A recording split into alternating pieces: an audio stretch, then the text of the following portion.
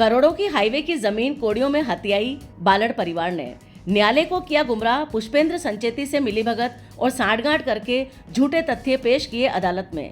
मदन लाल बालड़ परिवार के लालच में तबाह हुए हैं 63 परिवार। कुड़ी भक्तासनी खसरा नंबर 310 जोधपुर की विवादाग्रस्त भूमि से मदन लाल बालड़ के पुत्र मुकेश बालड़, सुशील बालड़ और पुत्रवधू दीपमाला बालड़ का क्या है संबंध। इसी जमीन से सटी हुई मदन लाल बालड़ के पुत्रों की फैक्ट्री सन सिटी आर्ट एक्सपोर्ट्स कंपनी भी स्थित है। ऐसे में चींटी की जान में भी भगवान देखने वाले, मानवता का संदेश देने वाले धर्म से जुड़े बालड़ परिवार ने क्यों खरीद लिया विवादाग्रस्त जमीन को। आप देख सकते हैं जो जमीन हमने आपको दिखाई है खसरा नंबर 310, ये राजस्थान उच्च न्यायालय के पीछे स्थित है और ये मेन हाईवे की जमीन है।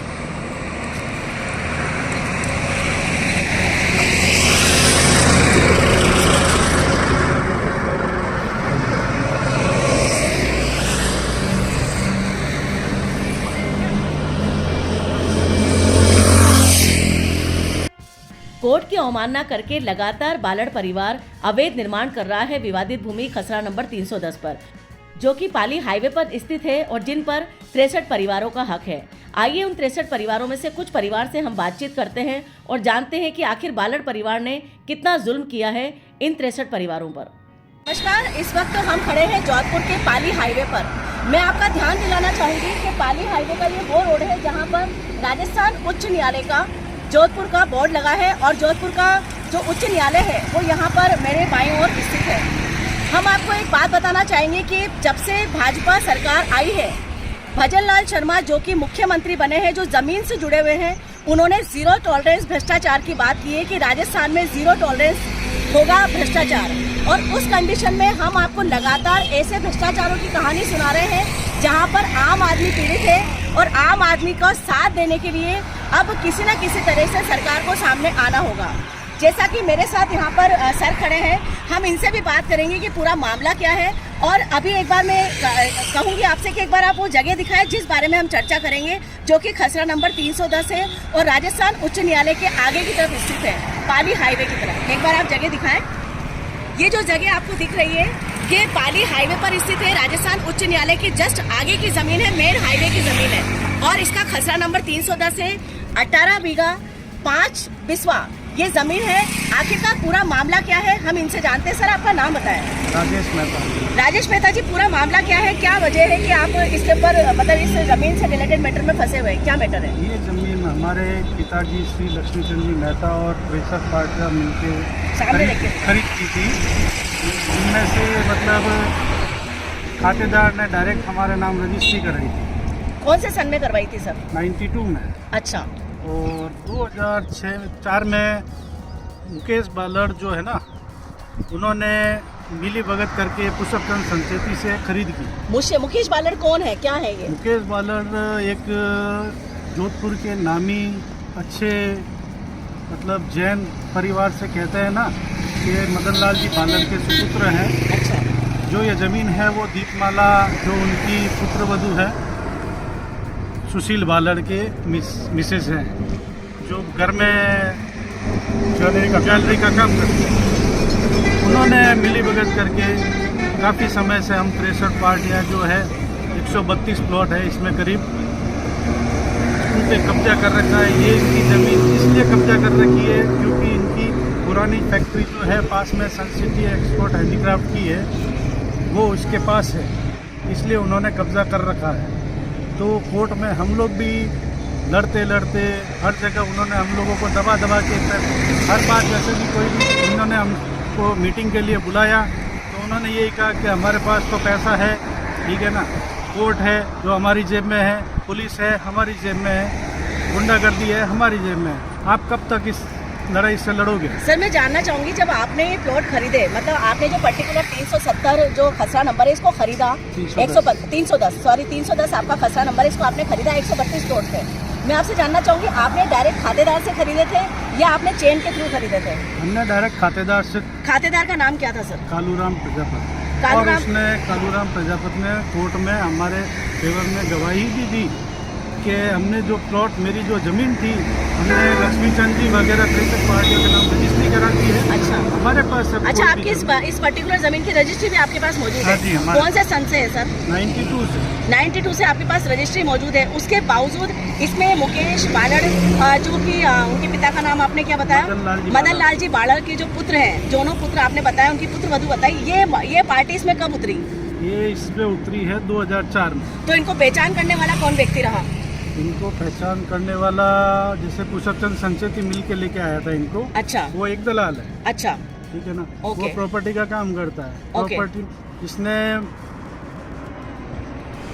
बिली भगत करके मुकेश और दीपमाला से करता करता जो भी है, इसकी दीपमाला है, हाँ। ठीक है ना, जो भी मतलब उसी के नाम ये प्रॉपर्टी ली गई है। अजय जी, मुझे बताएं कि जैसा कि अभी सर ने मुझे बताया कि इन्होंने 92 के अंदर ही इस प्रॉपर्टी को खरीदा था। हाँ। 92 में प्रॉपर्टी आप लोगों ने खरीद ली, उसके बाद में 2004 में ये प्रॉपर्टी किसी और को दलालों द्वारा बेच दी गई, भूमाफियाओं द्वारा बेच दी हाँ गई। तो आपको पिछले मतलब 92 से लेकर 2004 के बीच में आपको कभी पता नहीं चला कि इस जमीन पे किसी भी भूमाफिया की नजर है या कोई भी इसके ऊपर कब्जा कर सकता है? नहीं, हमको पता नहीं चला। आपके कितने प्लॉट होंगे इसके अंदर? मेरे करीब 10 से 11 प्लॉट है। अच्छा, और इसके कारण मेरे पिताजी को पैरालिसिस भी हो गया है। अच्छा, काफी परेशान। क्या नाम है आपके पिताजी का? लक्ष्मी चंद जी मेहता।